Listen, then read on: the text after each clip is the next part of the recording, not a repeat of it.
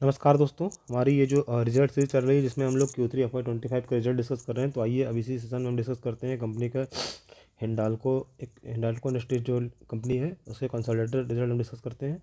Data crore में दिए गए हैं। तो कंपनी का जो रेवेन्यू है वो देखिए 53,088 करोड़ रुपये से इंक्रीज़ होकर के 58,899 करोड़ रुपीज़ हो गया है, जो कि जंप है एक लगभग 11% रुपीज़ का 11% कट अगर हम परसेंट टर्म में देखें तो। और कंपनी के जो एक्सपेंसेस हैं वो 49 करोड़ रुपये से इंक्रीज़ होकर के 49,000 से 716 करोड़ रुपये से इंक्रीज़ होकर के 53,563 करोड़ रुपीज़ हो गए हैं, जो कि एक जंप है 7.5% रुपीज़ का।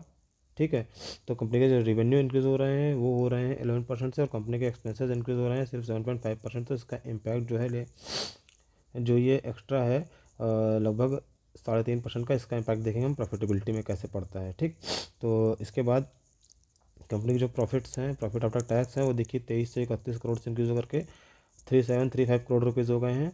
तो कंपनी के जो प्रॉफिट्स हैं वो 61% से इंक्रीज़ हुए हैं। और इसके साथ साथ कंपनी की जो प्रॉफिटेबिलिटी मैट्रिक्स है वो नेट प्रॉफिट मार्जिन 4.4% से इंक्रीज़ होकर के 6.35% पहुँच गया है। मतलब कि ये जो अराउंड 2% का जब 3.5% जो रेवेन्यू और एक्सपेंसेस में जो डिफरेंस आया था वो सीधे नेट प्रॉफिट मार्जिन में 2% ट्रांसफ़र हो गया। ठीक, तो इस तरीके से हमें देखना है। और कंपनी की जो EPS देखी जाए अगर, तो कंपनी का जो अर्निंग पर शेयर है वो भी देखिए 10.5 रुपीज़ से इंक्रीज़ होकर के 16.82 रुपीज़ हो गया है, जो कि अराउंड 60% से इंक्रीज़ हुआ है। ठीक, तो ये हो गया हमारे पास। और अभी देखते हैं कुछ चीज़ें और देख लेते हैं कि कंपनी